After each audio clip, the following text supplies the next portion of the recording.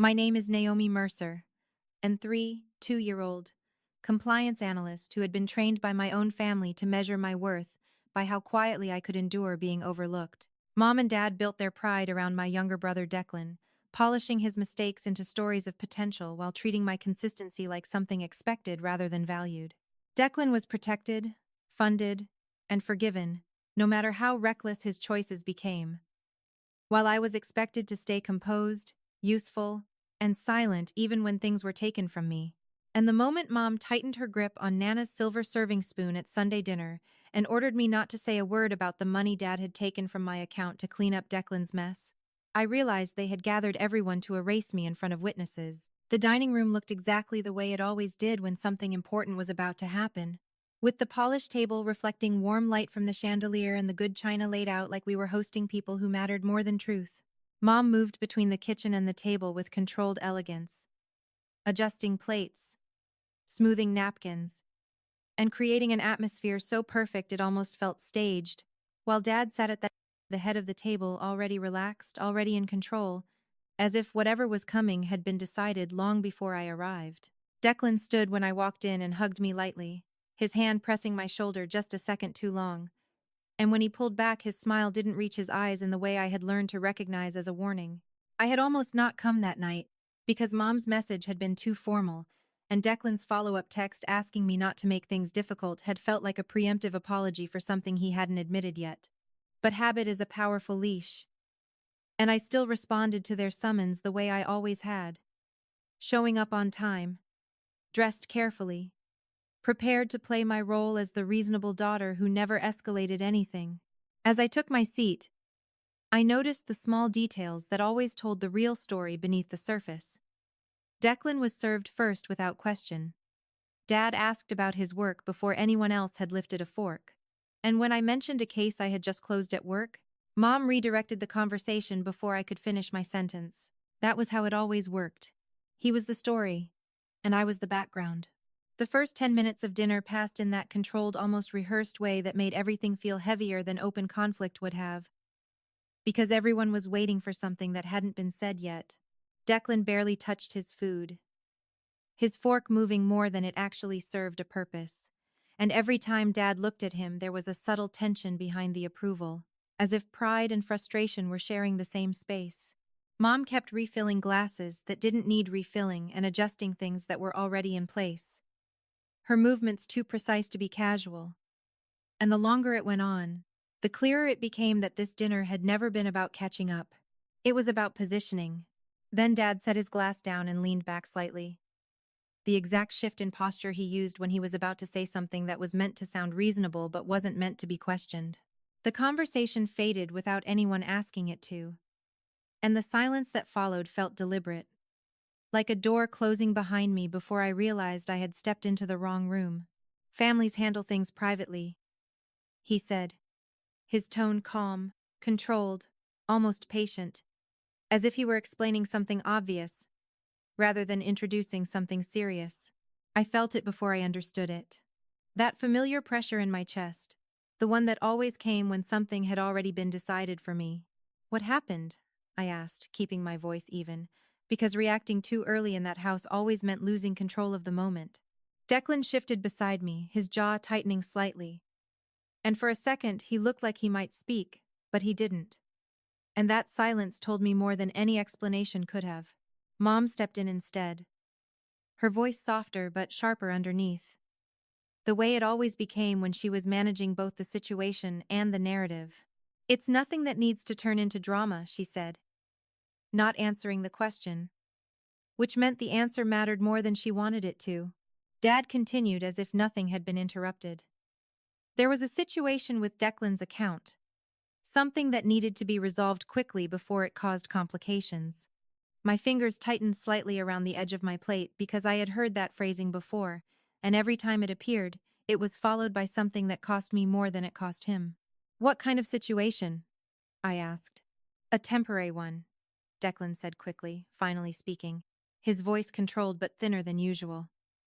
"It was going to escalate if it wasn't handled right away." And then Dad said it. "I moved money from Nana's account." The words landed clean, almost clinical. but the meaning behind them spread slowly, like something sinking deeper the longer it sat. Nana's account. The one she had split between us. The one I had never touched unless I absolutely had to. How much? I asked, and this time I didn't soften the question. 40,000, Dad replied without hesitation, as if the number itself wasn't supposed to mean anything beyond a solution. For a moment, everything around me stayed exactly the same. The plates, the light, the quiet, but inside me, something shifted with a clarity I hadn't felt before. Because that money wasn't just money. It was the first real safety I had ever built for myself. The one thing in that family that hadn't come with conditions or expectations attached to it. You took it, I said, not raising my voice, not moving, just stating the truth in the only way that couldn't be reinterpreted. Dad's expression hardened slightly. Not with guilt, but with irritation at how I chose to frame it. It was necessary, he said. And it's still within the family. That was when I understood the structure completely. Not a mistake. A decision. I looked at Declan, waiting for something, an apology, an acknowledgement, anything, but he only held my gaze for a second before looking away. And that was enough to confirm what had already been done long before this dinner began. Mom picked up Nana's silver serving spoon, turning it slightly in her hand as if grounding herself in something familiar. And when she spoke again, her voice had lost its softness. You are not going to overreact to this, she said.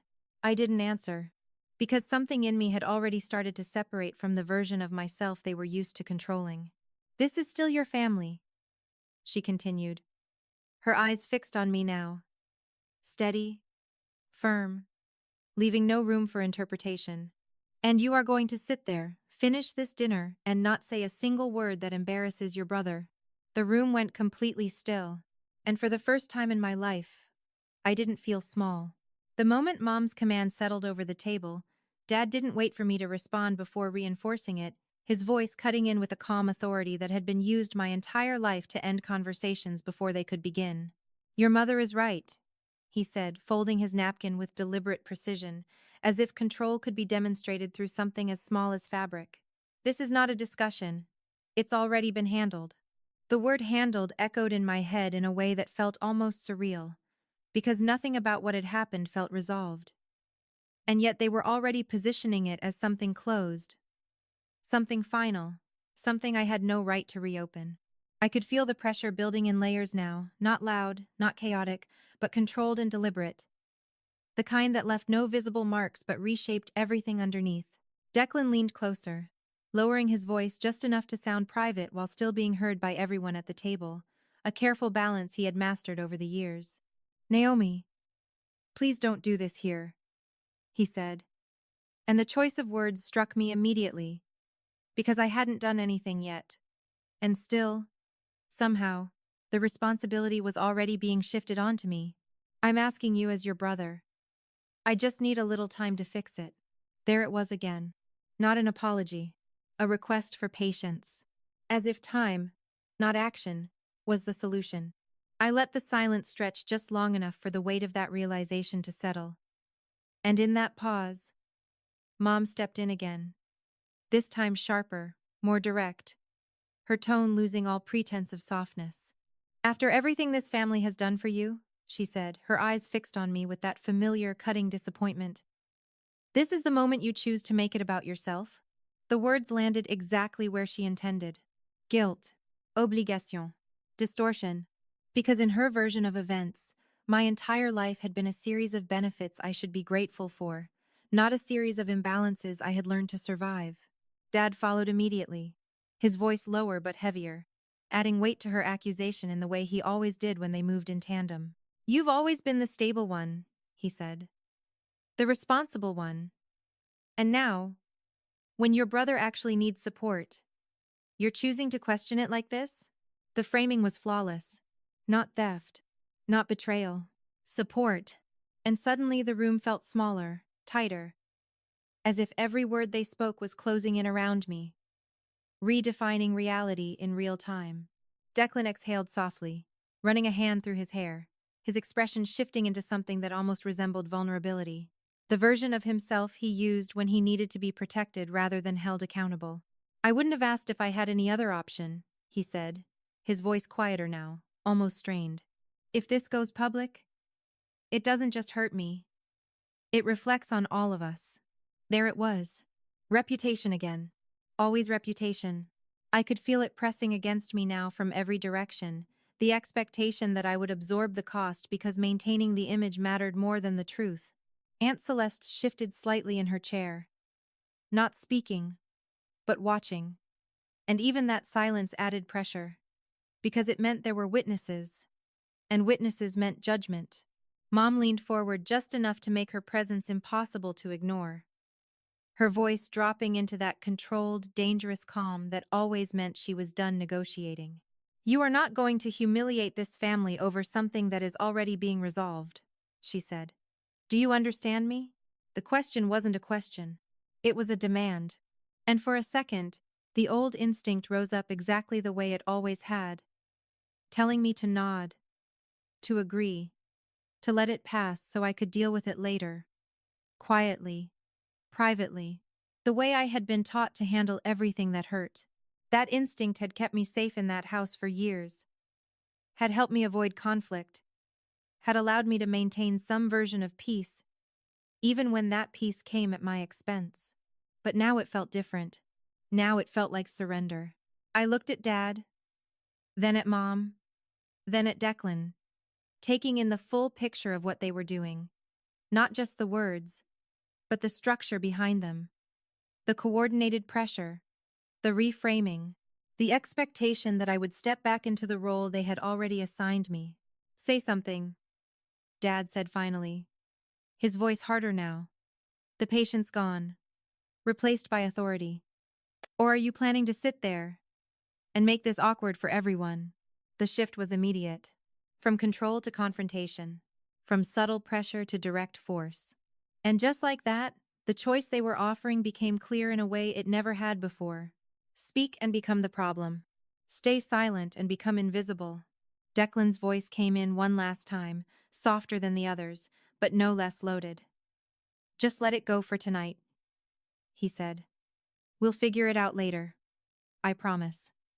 Later. Always later. A promise that had never once worked in my favor. The room held its breath, every eye on me, waiting, not for the truth, but for compliance. The moment the word legal settled into the silence, something inside me aligned with a clarity I had never felt before. As if every scattered realization I had ignored for years had finally locked into place at once. I wasn't just sitting at a dinner table being pressured to stay quiet. I was being asked no. Instructed to accept something that crossed a line none of them were willing to name out loud. And for the first time, I understood that this wasn't about family anymore. It was about control. I looked at Declan, really looked at him. And what I saw wasn't just my brother under pressure, but a man who had been protected so consistently that he had come to expect protection even when it meant taking from me without asking. That expectation wasn't his alone. It had been built, reinforced, and funded by the two people sitting across from me, who now watched in silence, waiting for me to return to the version of myself they understood how to manage. I'm not part of this, I said, my voice steady in a way that surprised even me, because there was no hesitation left in it, no need to soften what I meant. Whatever this situation is, whatever you've already done, I didn't agree to it. And I'm not going to stand here and pretend I did.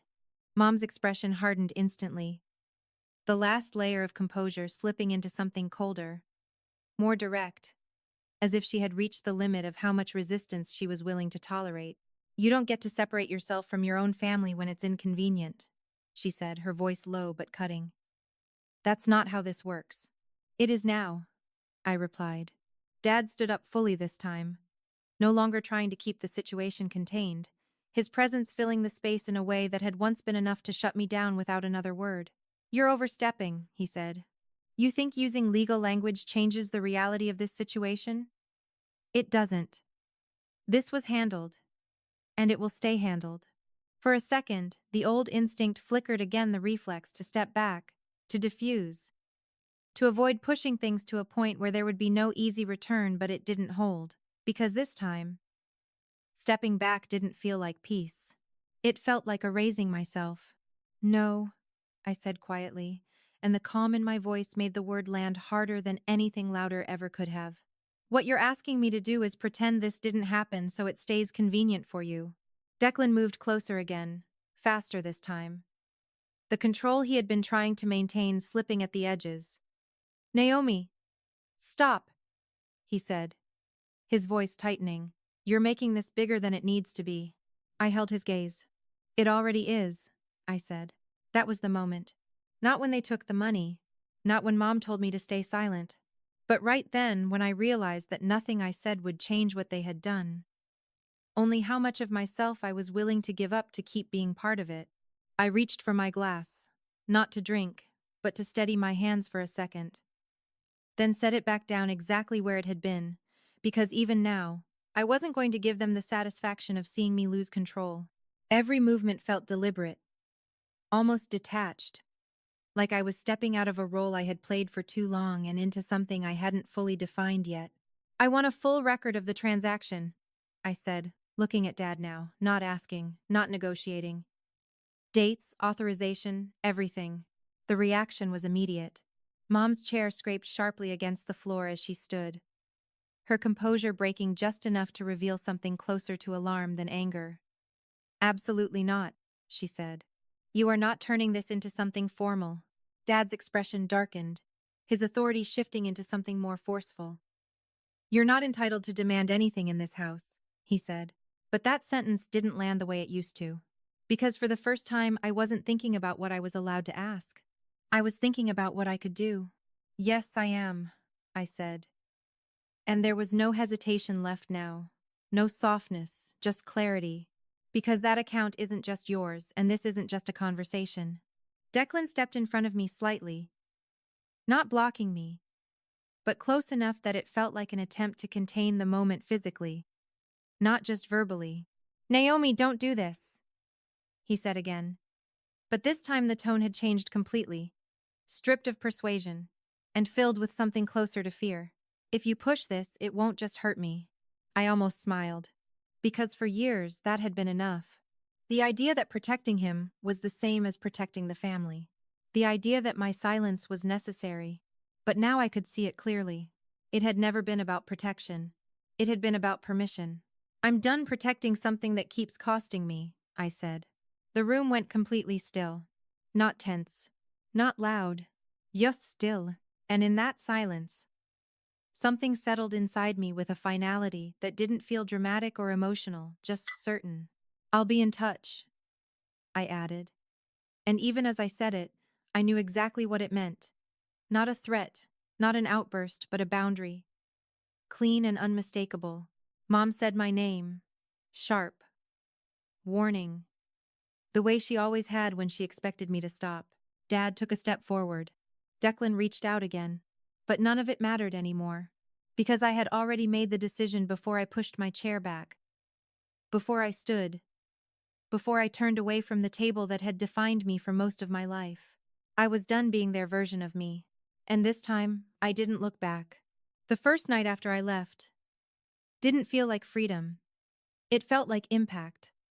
Like I had stepped off something high without realizing how far the drop actually was until I hit the ground alone. My apartment, which had always felt small but manageable, suddenly seemed tighter, quieter, almost unfamiliar, as if the absence of my family's constant pressure had removed something I didn't know how to replace. I sat at the edge of my bed still wearing the same clothes from dinner, staring at the wall where the paint had started to fade near the corner, and for the first time since I walked out, the weight of what I had done began to settle in fully. $40,000 was gone. Not theoretical. Not temporary. Gone in a way that immediately changed the structure of my life.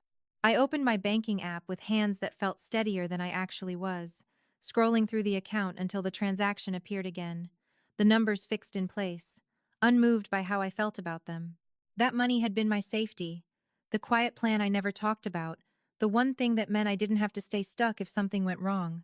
Now it was gone. And with it, the version of my future that had felt just stable enough to trust. I leaned forward, pressing my elbows against my knees, trying to slow the rush of thoughts that came all at once. Because this wasn't just about what they had taken. It was about what I had lost the ability to rely on. Rent, bills, savings, everything recalculated itself in my head in seconds. Numbers shifting, shrinking, tightening into something far less forgiving than it had been just a day before. And for the first time, I felt it. Not anger, fear. Real, quiet, undeniable fear. Because there was no one to fall back on. No safety net. No version of this where I could call them and fix it. I stood up abruptly and walked into the kitchen, opening the fridge even though I wasn't hungry, just to do something that felt normal, something that grounded me in a routine I could still control. The light flicked on, revealing the same groceries I had bought 2 days earlier, neatly arranged, untouched. And for a second, the normalcy of it felt almost offensive, compared to how unstable everything else suddenly seemed. I closed the fridge and leaned back against the counter, exhaling slowly, trying to steady myself. But the truth didn't move just because I wanted it to. I was on my own now, completely. The next morning came too fast and not at all rested, because sleep had been shallow, interrupted by the same loop of thoughts replaying in different forms, each one ending with the same realization that there was no easy way out of what I had stepped into. I got ready for work out of habit, moving through each step mechanically, brushing my hair, putting on makeup, choosing clothes that looked composed even though I didn't feel it, because the outside world didn't change just because my internal one had shifted overnight. At the office, everything felt sharper, louder, more demanding, even though nothing had actually changed, and I found myself double-checking everything I did, not because I didn't trust my work, but because the margin for error in my life had suddenly disappeared. One mistake, one unexpected expense, one delay, and I didn't have the cushion I had always quietly relied on. By mid-afternoon, the pressure had settled into something constant. A low, steady weight that didn't spike or crash, just stayed there, reminding me with every small decision that I was operating without backup now. I stepped into the restroom at one point just to breathe, locking the door behind me and placing both hands on the edge of the sink, staring at my reflection longer than I meant to. For a second, just one, I felt it break through. Doubt. Had I pushed too far? Had I made this worse than it needed to be? Would it have been easier to stay quiet, to let it pass, to deal with it later the way I always had? The questions came fast, sharp, familiar, echoing every version of myself that had been trained to choose peace over confrontation. And for a moment I almost listened. My grip on the sink tightened, my shoulders dropping slightly as the weight of it all pressed down harder than anything the night before had. Because this was the part they never showed you when you chose yourself. The cost, the isolation, the uncertainty. I closed my eyes briefly, letting the doubt settle fully instead of pushing it away. Because pretending it wasn't there would only make it louder later. And in that quiet, uncomfortable pause, something else surfaced underneath it.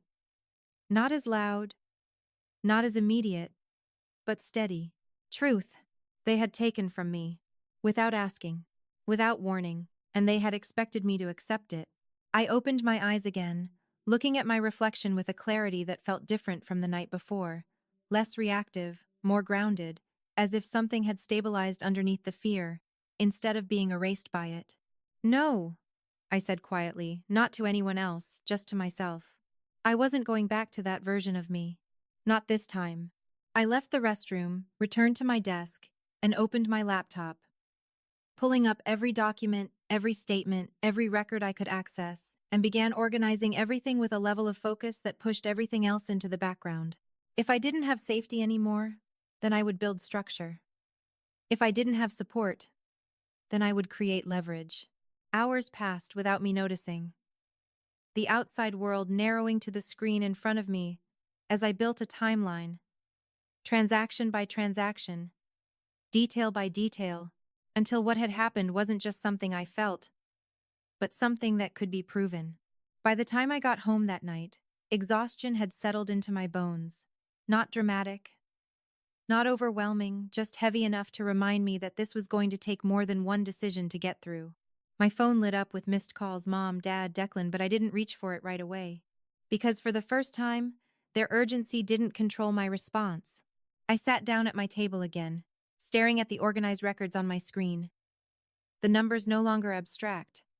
The situation no longer something I could pretend was unclear, and I felt the weight of everything still there, fear, pressure, uncertainty, but alongside it, something else had taken root. Resolve. I didn't feel strong. I didn't feel victorious. I felt tired, alone, and very aware of how much harder everything had just become. But I also knew this. I wasn't stepping back. Even if it cost me more. Even if it got worse before it got better. Even if I had to rebuild everything from this point forward. I was still moving forward. The first real shift in my life didn't arrive with celebration or recognition, but in the quiet, almost invisible way, my work began to change once I stopped carrying the weight of my family into every decision I made. Without the constant pressure to anticipate their reactions or adjust myself to fit their expectations, my focus sharpened in a way that felt unfamiliar at first, then gradually became something I could rely on, because for the first time, all of my energy belonged entirely to me. At the office, that difference didn't go unnoticed, even though no one commented on it directly in the beginning, and instead, it revealed itself through the kind of work I was trusted with, the complexity of the cases that started landing on my desk, and the level of scrutiny that came with them. My supervisor, Marissa, began assigning me files that required more than accuracy, files that demanded judgment, pattern recognition, and the ability to catch inconsistencies that weren't immediately obvious. And I approached each one with a level of precision that wasn't driven by fear of failure, but by a clear understanding that this was something I had built on my own terms. 3 weeks after I walked out of that dinner, she called me into her office without warning. And although the old instinct to brace for criticism flickered for a moment, it didn't take hold the way it once would have. She studied me carefully before speaking, her posture relaxed but her attention focused.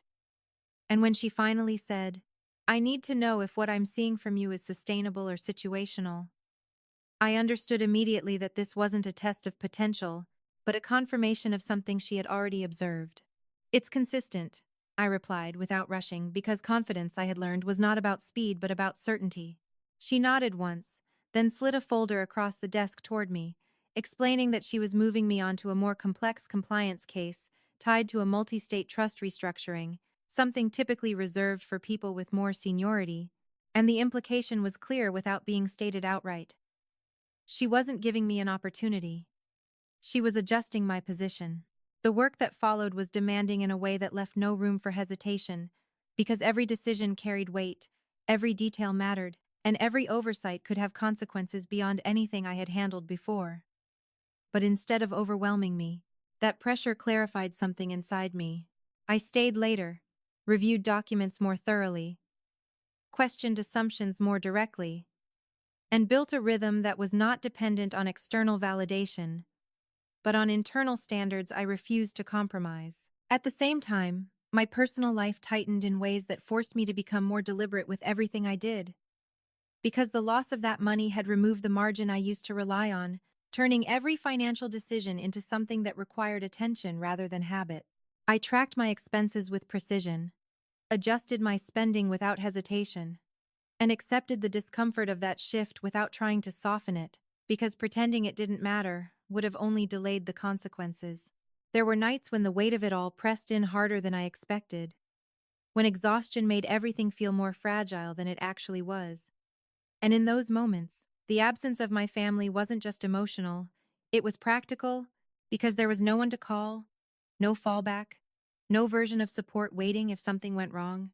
But instead of breaking me, that absence forced me to confront a truth I had avoided for years.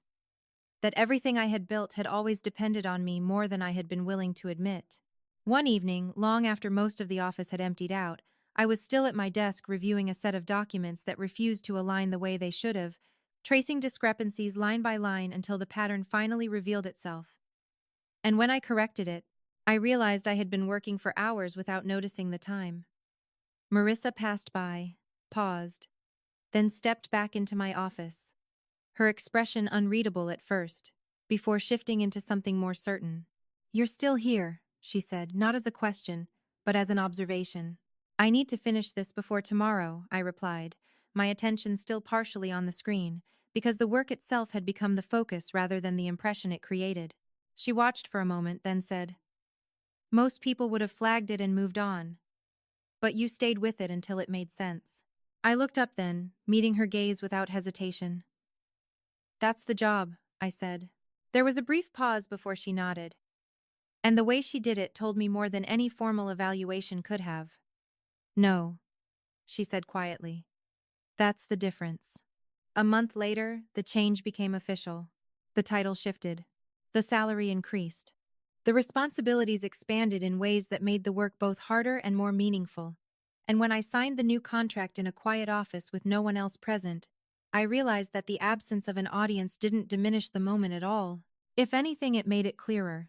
Because this time, nothing about it was shared, borrowed, or framed around someone else. It was mine.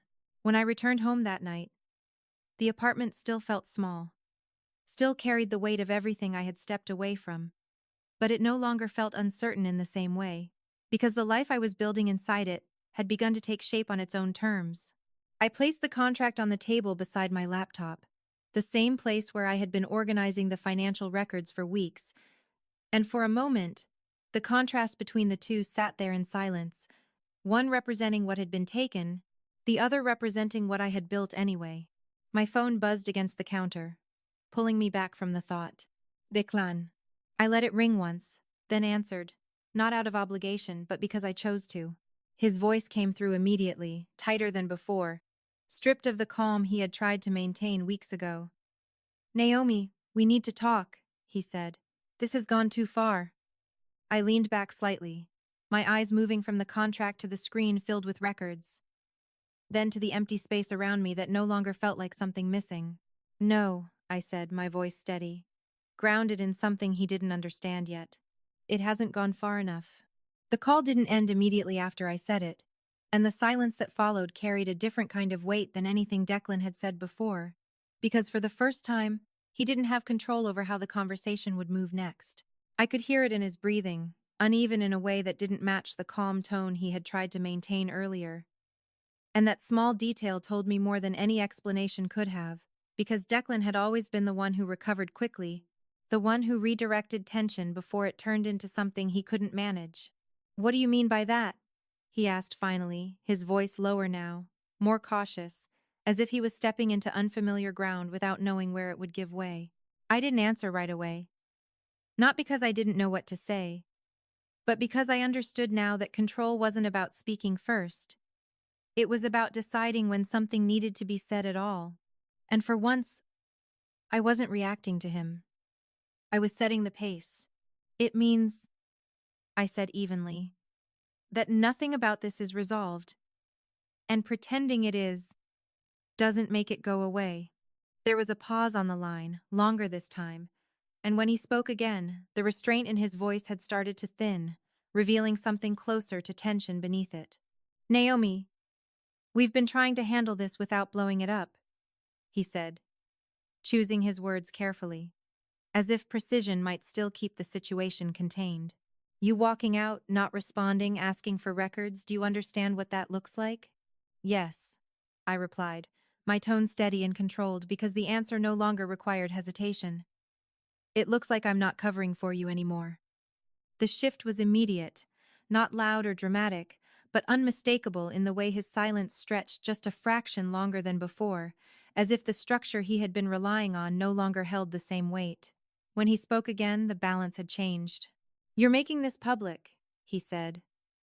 And this time the control was gone, replaced by something more direct.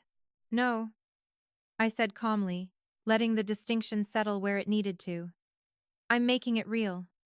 The line went quiet again. But it wasn't the same kind of silence as before, because this time it wasn't about strategy or timing. It was about recognition. Put Dad on, I said. There was a brief rustle on the other end, voices shifting in the background. And then Dad's voice came through, steady, composed, and already positioned to regain control of the conversation before it could move any further out of his reach. Naomi, he said, not asking anything, not acknowledging what had been said, just stating my name as if that alone should reestablish order. This has gone on long enough. I leaned back in my chair, my gaze settling on the organized files on my laptop, every detail laid out in a way that couldn't be reshaped or dismissed once it was presented clearly. I agree, I said. There was a pause, subtle but present, as if he needed a second to recalibrate before continuing. Then let's end it, he said, his tone measured but firmer now. We'll replace the money, but this stops here. No lawyers, no escalation, and no one else gets involved. We keep this in the family. The offer came quickly. Too quickly to feel like resolution. And in that speed, I could see exactly what it was meant to do, which was not to fix what had happened, but to contain it before it reached a point they couldn't control. I want it in writing, I said. The shift was immediate. That's not necessary, he replied, his voice tightening slightly as the first crack appeared in the control he had been holding onto. You have my word. I've had your word before, I said, my tone unchanged, because the truth didn't need emphasis to carry weight. Silence followed, not long, but enough to make the absence of a response noticeable. You're overcomplicating this, he said finally, the patience thinning into something sharper. This is exactly how families break down. When people start treating each other like outsiders instead of handling things privately. I let the words settle for a moment. Not because they affected me the way they once would have, but because I could see the pattern clearly now. The shift from solution to blame, from accountability to accusation, all designed to pull the focus away from what had actually been done. What breaks a family, I said slowly, is taking from someone and expecting them to stay quiet about it. That was the point where the conversation stopped being controlled. Enough, Dad said, his voice sharper now, the authority no longer masked by calm. You've made your point, and now you're pushing this further than it needs to go. I'm not pushing anything, I replied. I'm responding to what already happened. There was movement on the other end again. Voices overlapping briefly before Mom's voice cut in. No longer soft, no longer measured, but edged with a kind of urgency that hadn't been there before. Naomi, listen to me, she said. You are taking this somewhere you cannot undo. Once this becomes formal, once other people are involved, there is no going back to how things were. I closed my eyes for a second. Not because I was uncertain, but because I recognized exactly what she was trying to do, using consequence and fear to pull me back into a position where I would hesitate long enough for them to regain control. I know, I said. The answer landed differently than anything else I had said. Because it wasn't resistance. It was acceptance. And I'm still not stepping back. The silence that followed wasn't calculated anymore. It was real. Declan came back on the line, faster this time. His voice no longer controlled, no longer careful, but edged with something closer to panic than persuasion. Do you understand what you're doing? He said. This doesn't just affect me. This affects all of us. I leaned forward slightly, my eyes fixed on the records in front of me, every detail laid out in a way that left no room for reinterpretation. No, I said quietly. It affects you. Another pause followed, heavier this time, and he didn't respond, because there was nothing left to reshape or redirect. This is your last chance to handle this privately, Dad said finally, his voice cold now, stripped of any pretense. After this, whatever happens is on you. For a moment, I almost recognized the pattern as it tried to settle back into place. The final shift from persuasion to blame. The attempt to make my response the problem, instead of the action that caused it. But this time it didn't take hold the way it always had. No, I said, my voice steady, grounded, and completely certain. It's been on you since the moment you took it. I ended the call before they could respond, not abruptly, not emotionally, but deliberately. And as the silence settled around me, it no longer felt like pressure closing in. It felt like space opening up. The shift became visible the next morning, not in a dramatic way, but in the quiet, undeniable way consequences begin to move once something can no longer be contained within a single room or a single conversation. When I arrived at the office, Marissa was already waiting near my door with a folder in her hand and an expression that told me she had encountered something unexpected, and the moment she said we needed to talk, I understood that whatever version of the story my family had tried to control had already begun to move beyond their reach. Inside her office, she closed the door before handing me a printed email. And as I read through it, the tone felt immediately familiar. Not because it was direct, but because it was carefully constructed to imply concern without stating anything that could be clearly challenged. It suggested that I might be involved in a financial dispute that could affect the firm if it escalated, framing the situation in a way that introduced doubt without offering evidence. And in that subtlety, I recognized exactly what had happened, because my family had not exposed the truth. They had attempted to control the narrative. Marissa didn't interrupt while I read. And when I looked up, she asked a single question, her voice calm but precise in a way that made it clear she was not interested in speculation. She wanted clarity. I gave it to her.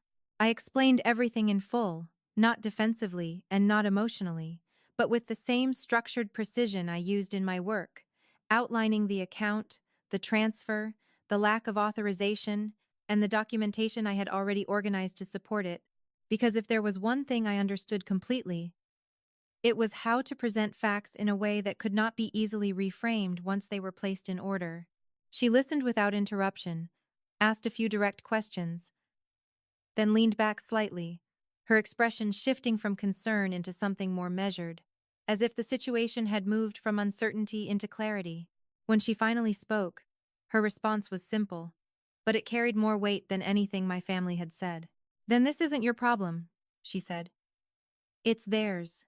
That distinction settled immediately, not as comfort, but as confirmation, because it marked the first time someone outside of my family had looked at the situation and named it without distortion.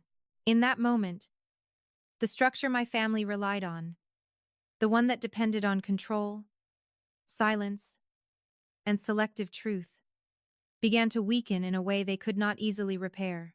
By the time I left the office that evening, the messages on my phone had shifted in tone, losing the controlled language they had used before and replacing it with something more urgent, more direct, as if the situation had moved outside the boundaries they had expected it to stay within. I didn't respond immediately, not out of hesitation, but because I no longer felt the need to react on their timeline. When I finally called back, Dad answered immediately, skipping any pretense of normal conversation and moving straight to the point. "What did you tell them?" he asked, his voice tighter than I had ever heard it, the control he usually maintained replaced by something closer to frustration.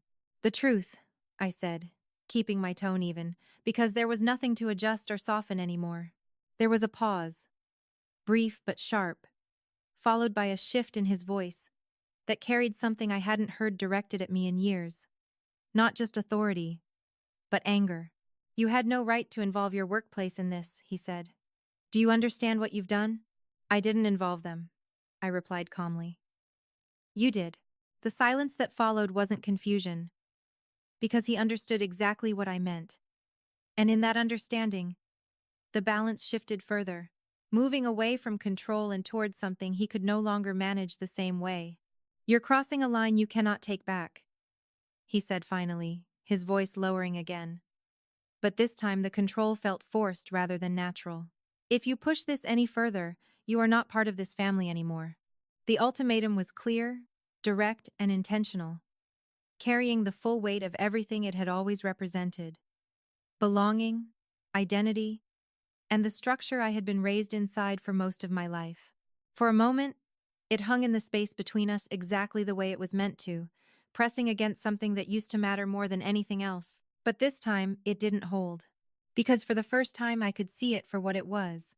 Not a loss of something stable, but the removal of something that had never truly been secure. "I understand," I said, my voice steady, not defensive and not emotional, just clear. There was a pause, longer this time, as if he was waiting for something else.